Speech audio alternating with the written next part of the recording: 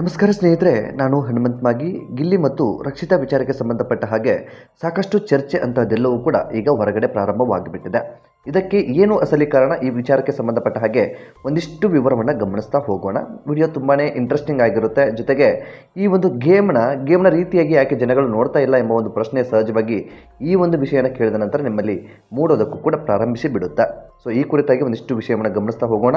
ನೀವೇನಾದರೂ ಮೊದಲ ಸಲ ನಮ್ಮ ಚಾನಲ್ ನೋಡ್ತಾ ಇದ್ದರೆ ಈ ಕೂಡಲೇ ಸಬ್ಸ್ಕ್ರೈಬ್ ಮಾಡಿ. ಹೆಚ್ಚಿನ ವಿಡಿಯೋಗಳಿಗಾಗಿ ನೋಟಿಫಿಕೇಶನ್ ಬೆಲ್ ಐಕನ್ ಕೂಡ ಕ್ಲಿಕ್ ಮಾಡಿಕೊಳ್ಳಿ. ಬಿಗ್ ಬಾಸ್ ಮನೆಯಲ್ಲಿ ಈಗ ನಾಮಿನೇಷನ್ ಪ್ರಕ್ರಿಯೆಯ ಬಿಸಿ ಹೆಚ್ಚಾಗಿ ಬಿಟ್ಟಿದೆ. ಈ ವಿಚಾರಕ್ಕೆ ಸಂಬಂಧಪಟ್ಟ ಹಾಗೆ ಬೇರೆ ಬೇರೆ ರೀತಿಯಾದಂಥ ಹೆಸರುಗಳನ್ನು ಬೇರೆ ಬೇರೆ ವ್ಯಕ್ತಿಗಳು ತೆಗೆದುಕೊಂಡಿದ್ದಾರೆ. ಆದರೆ ಗಿಲ್ಲಿ ಮತ್ತು ಈ ರಕ್ಷಿತಾ ವಿಚಾರಕ್ಕೆ ಸಂಬಂಧಪಟ್ಟ ಹಾಗೆ ಇಬ್ಬರು ಕೂಡ ಒಂದೇ ಟೀಮ್ನಲ್ಲಿ ಇದ್ದಂಥವರು, ಅಂದರೆ ಇಬ್ಬರಲ್ಲಿಯೂ ಕೂಡ ಆತ್ಮೀಯತೆ ಇಂಥದ್ದೆಲ್ಲವೂ ಕೂಡ ಇತ್ತು. ನಾಮಿನೇಷನ್ನಲ್ಲಿ ಗಿಲ್ಲಿಯ ಹೆಸರನ್ನು ರಕ್ಷಿತಾ ತೆಗೆದುಕೊಂಡು ಬಿಡ್ತಾಳೆ.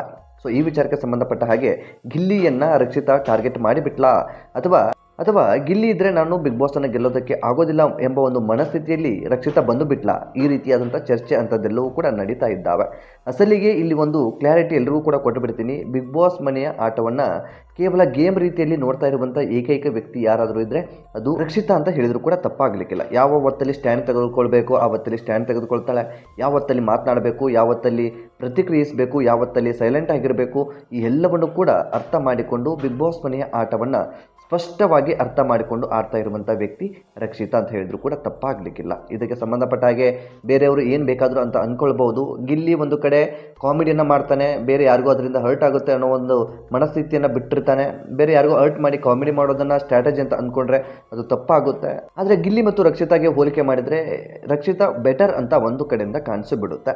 ಸೊ ಇನ್ನು ಕೆಲವೊಂದಿಷ್ಟು ವಿಷಯವನ್ನು ಗಮನಿಸೋದಾದರೆ ಈ ಒಂದು ಸಂದರ್ಭದಲ್ಲಿ ಯಾಕೆ ಈ ಒಂದು ವಿಷಯವನ್ನು ಪ್ರಸ್ತಾಪ ಮಾಡಿದೆ ಅಂದರೆ, ಗಿಲ್ಲಿ ವಿಚಾರಕ್ಕೆ ಸಂಬಂಧಪಟ್ಟ ಹಾಗೆ ನಾಮಿನೇಷನ್ ಆರಂಭವಾದಂಥ ಸಂದರ್ಭದಲ್ಲಿ ಈ ಒಂದು ವಾರ ಈ ಬಟ್ಟೆಗಳನ್ನು ಕೊಟ್ಟಿರ್ತಾರೆ. ನೀವು ಯಾರನ್ನು ನಾಮಿನೇಷನ್ಗೆ ಒಳಪಡಿಸ್ತೀರೋ ಆ ಒಂದು ವ್ಯಕ್ತಿಯ ಬಟ್ಟೆಯನ್ನು ತೆಗೆದುಕೊಂಡು ಆ ಒಂದು ಒಗೆಯುತ್ತಾ ಅಥವಾ ಕ್ಲೀನನ್ನು ಮಾಡುವಂಥ ಒಂದು ಸನ್ನಿವೇಶ ಕ್ರಿಯೇಟ್ ಆಗಿರುತ್ತೆ. ಅಂದರೆ ಬಟ್ಟೆಯನ್ನು ತೊಳೆಯುವಂಥ ಒಂದು ಕೃತಕವಾದಂಥದ್ದು ಅಲ್ಲಿ ಸಿದ್ಧಪಡಿಸಿರ್ತಾರೆ. ಬಟ್ಟೆಯನ್ನು ಒಗೆಯುತ್ತಾ ಅವರಿಗೆ ಸೂಕ್ತವಾದಂಥ ಕಾರಣವನ್ನು ಕೊಡ್ತಾ ಅವರ ಹೆಸರನ್ನು ಹೇಳಬೇಕಾಗಿರುತ್ತೆ.